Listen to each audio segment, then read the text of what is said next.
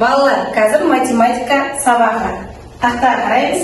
Біздің сабағымыздың тақырыбы қоры тыңдылығы. Ендеше біздің ортақ тақырыбымыз қандай тақырып болды? Қоршаған орта. Қоршаған орта ма? Табиғат құбылыстары. Дұрыс, табиғат құбылыстары. Табиғат құбылыстарында біз қандай тақырыптармен таныстық? Жақсы, қатты айтып. Жақсы. Түсіндіріп. Дұрыс. Таңдап алу. Жақсы. Таңдап алу тәсілі жақсы. Жақсы. Керемет. Жақсы. Азиядағы орналасқан жер шарындағы ең үлкен көл. Ол үлкен шұғыл теңізде аталған білесіз бе? Каспий теңізіне 130-ға жуық өзеннің ағысы бар. Оның бүгінгі ауданы 376 шаршы километр. Каспий теңізі 5 мемлекетте шектеседі. Соның ең көп бөлігі Қазақстанның үлесінде. Көлік теңіз өз заманында оңтүстік қағанаттың алты орданың егілген болды. Оның тарихында қыпшақтар мен қазақтардың алай-түлей ерекше.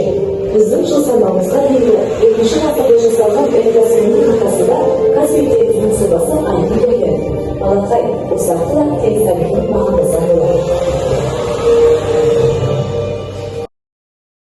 Солтүстіктен оңтүстікке дейін 1030 км, шығыстан батысқа дейін 435 км. Өлшемі ең ірі тірі құсы қойма. Оның жалпы ауданы 375 км. Шешуі 1030 азайтылған 435 тең 595. Жауабы ұзындығы 595 км-ге артық мәлімет 371 мың км.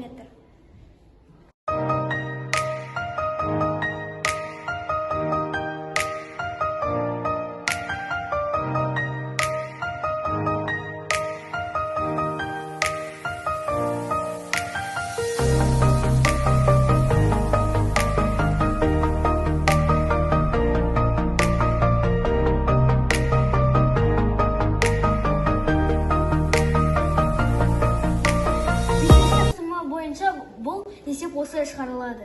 Бірінші нөмірлейміз. 1, 2, 3, 4, 5. Барлығы белгісіз нұсқа. 1 мен 4, 1 мен 4, 1 мен 5, 2 мен 4, 2 мен 5, 3 мен 4, 3 мен 5. Барлығы 6 нұсқа.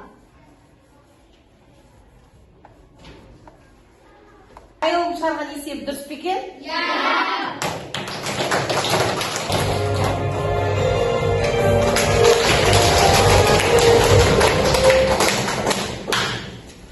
Алымы дегеніміз не? Сәмен. Ол тілдің алынған бөлігі. Кел, бас.